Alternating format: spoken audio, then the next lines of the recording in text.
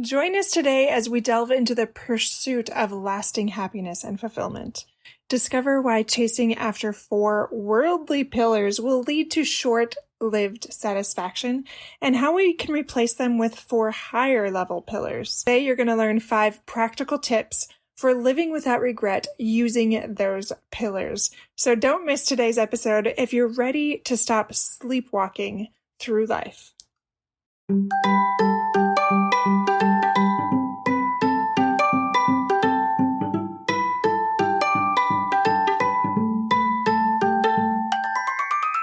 Hey parents, welcome to Fulfillment Therapy. Do you want to raise your kids better and have a stronger marriage? Are you up late at night researching marriage and parenting tools and self-care tips? Do you start each day hoping for deeper connections and less chaos, but it ends with family arguments and going 12 different directions again? My name's Kendra, wife, mom, therapist, and growth enthusiast. It wasn't until I discovered how to fulfill my unmet needs that I was finally able to show up as my best self as a spouse and parent. I realized that by meeting my needs, I could more fully meet the needs of my family with more energy and less resentment. In this podcast, I teach parents skills like boundary setting, prioritizing personal needs, communication, and claiming ownership. Just like my clients, you'll be shocked by the improvement in your marriage, parenting, and personal life when you focus on fulfilling your important unmet needs. Ready to prioritize yourself so you can quit mentally throat punching people? Then grab those earbuds and head outside, and let's walk and talk.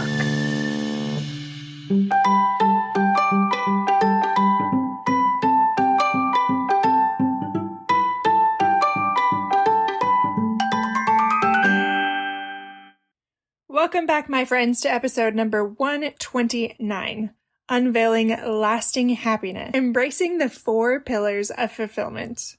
As you know, I love to speak about fulfillment, and today I wanted to really break that down a little bit more because sometimes my clients feel like ambiguous. Okay, well, what do I do about that specifically? So I'm going to break it down into really simple ways that you can create more fulfillment and minimize regret. Some of my favorite movies, actually I could say all of them, and even my favorite YouTube videos are all inspirational. I really love to be inspired. That should probably come as no surprise to you. And I love to inspire people. It really hurts my heart when I look around me in maybe church or in parenting, all these different areas, and all I see are these sleepy souls that seem to be sleepwalking through life. Now, I don't want you to misunderstand. Sometimes I feel like that too, and I think that's a very big part of the human experience. But when I notice it, I start doing things or watching things to help me power up my perspective and my life, because we were not meant to stay in that sleepwalking state.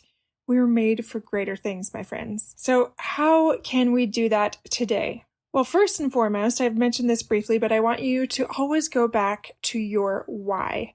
And we don't always know what our why is, our purpose. And so that's why I share mine to remind you of what yours might be. I encourage my clients to explore their wounds because that's often connected to your why. Not always, but often. So I'm just going to remind you briefly of mine.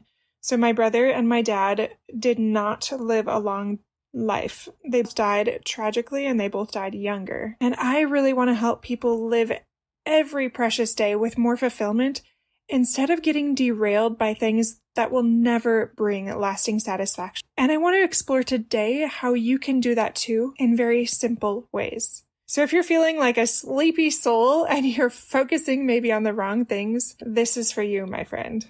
Before we hop right into it, just a quick reminder to go check out fulfillment.therapist to check out our courses that are coming. We're going to have a parenting course, a marriage course, and a personal growth course. And as always, I have one-on-one coaching available for you at the current market price of counseling. I am a therapist by trade. I'm also a personal trainer. I'm very into holistic living and becoming your best self. If you need to go to a trusted source to take your life to the next level, then go to fulfillmenttherapy.org and sign up for that right now.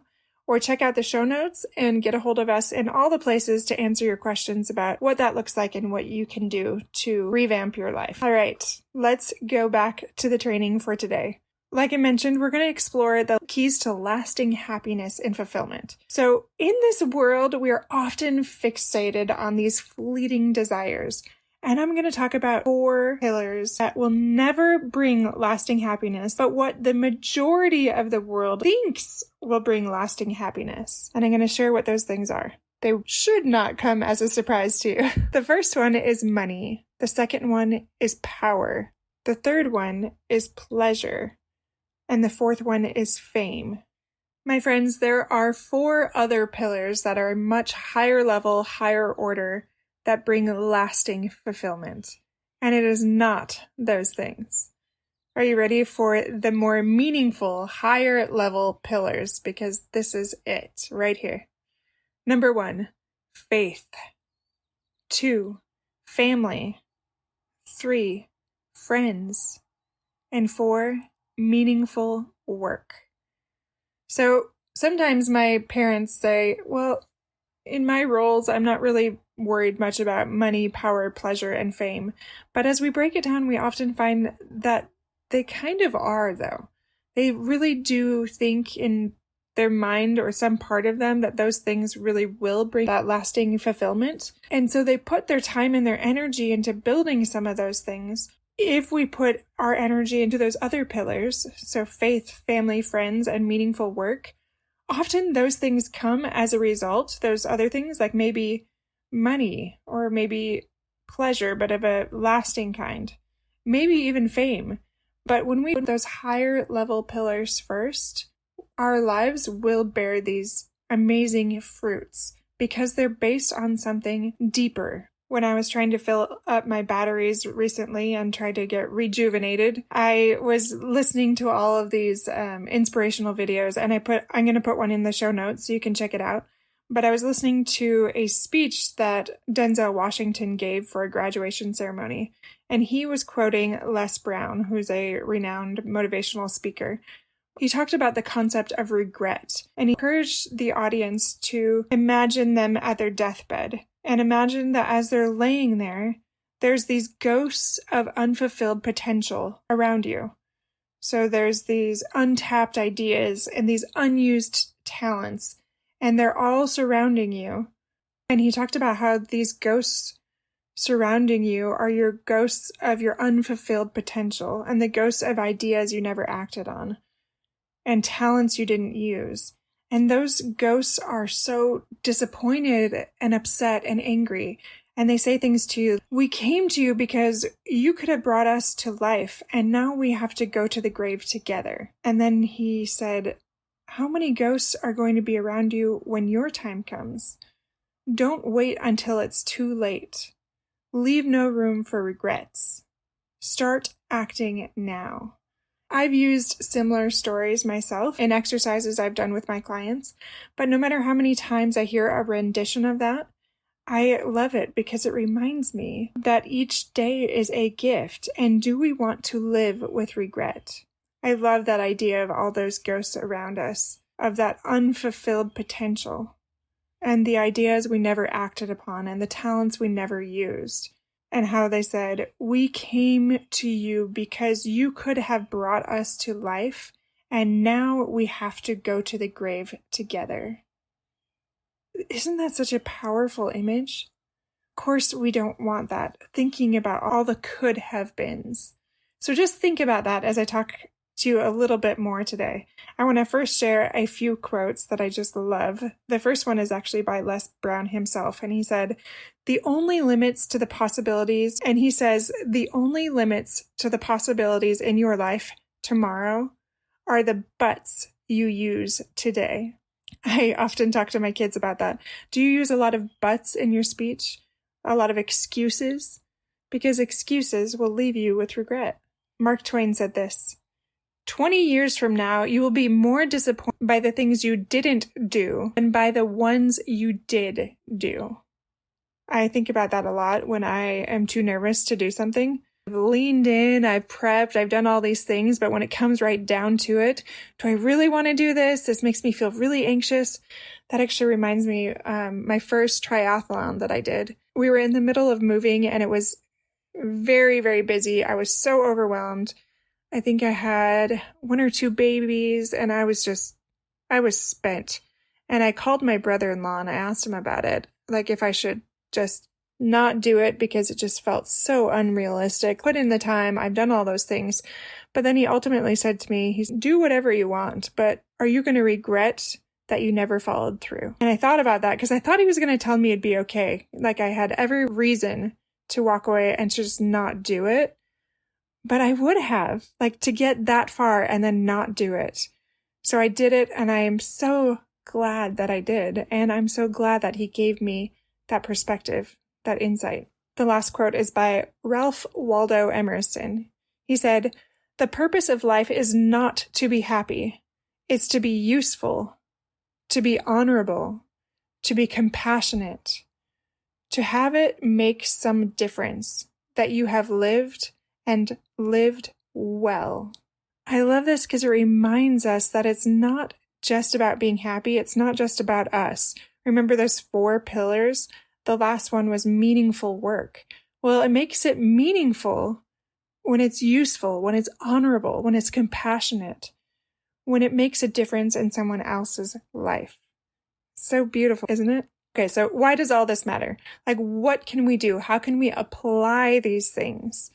I'm going to give you 4 simple tips.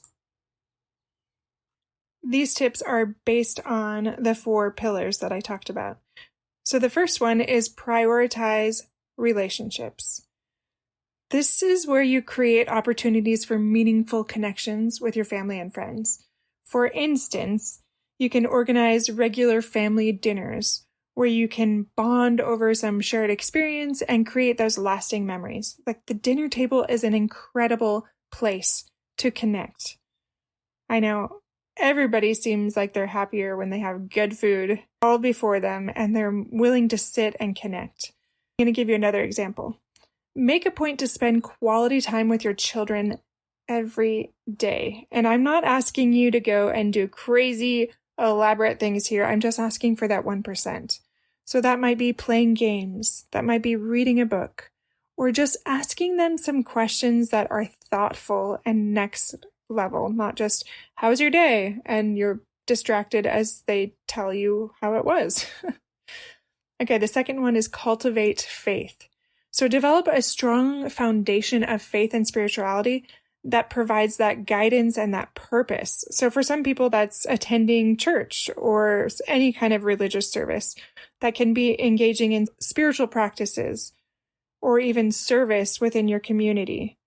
So dedicate some time each week to attend something that you value like that. Like maybe it's church, maybe it's a service, maybe it's meditating, maybe it's reading scriptures.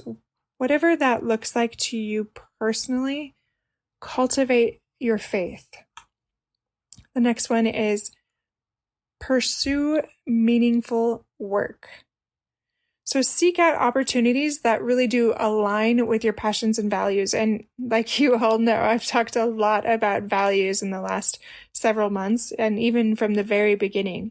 So again, whether that's volunteering or that's your career choices or your personal projects, really aim to make that positive impact on the world. An example of this might be volunteering with organizations that support causes you're really passionate about. Like maybe that's something in politics, or maybe that's animals or environmental conservation or something like that. But do those things that bring you greater joy in those and help you develop that meaningful work. You could also accept invitations to teach about the things that you are passionate about and that you love, or even support somebody else that teaches if you are not big into teaching. Okay, the next one is embrace growth and learning. And this is another thing I've talked a lot about. But unless you're continuously learning by listening to this podcast or whatever it is that you're doing, investing in yourself for courses, taking community classes, anything where you're getting outside of the humdrum of life and just the daily monotony of the tasks that you have, but you're expanding your horizons and enriching your life.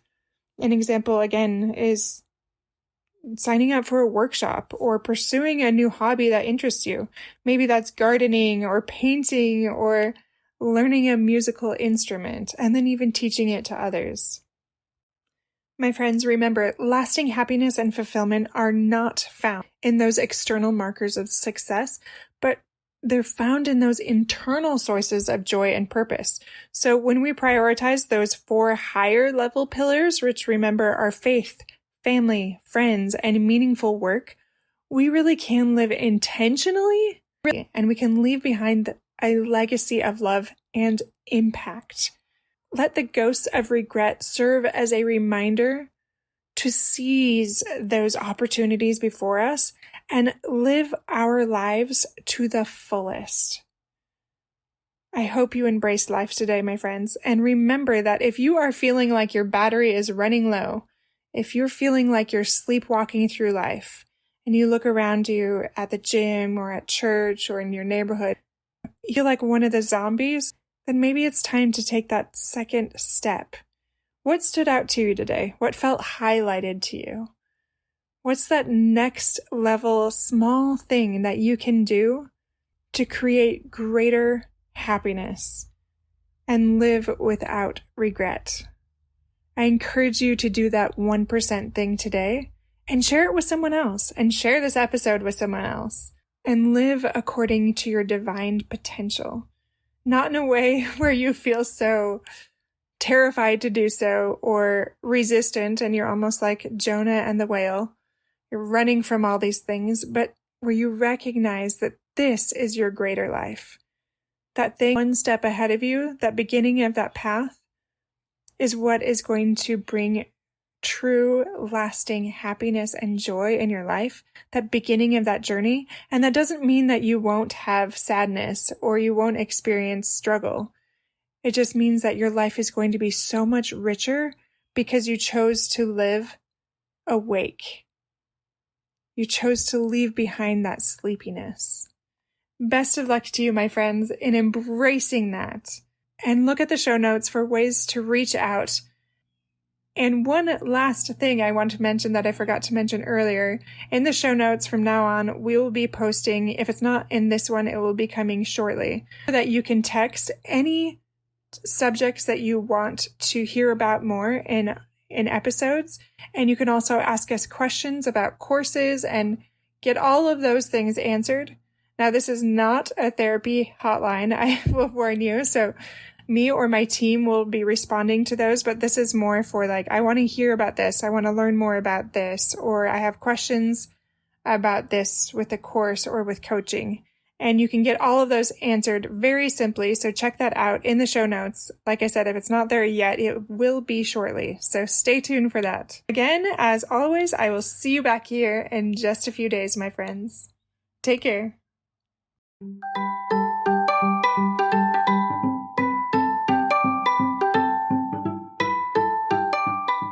Hey friends, I hope you enjoyed today's episode. If you did, chances are someone else would too. Would you take 30 seconds to share this with a friend who's looking for greater family fulfillment? And while you're sharing, tell me what you think about the show by leaving a review on Apple Podcasts. It refuels me when I hear this podcast is helping you. No matter what your house or your hair looks like, I'll meet you back here every Monday and Thursday morning for more episodes. Until then.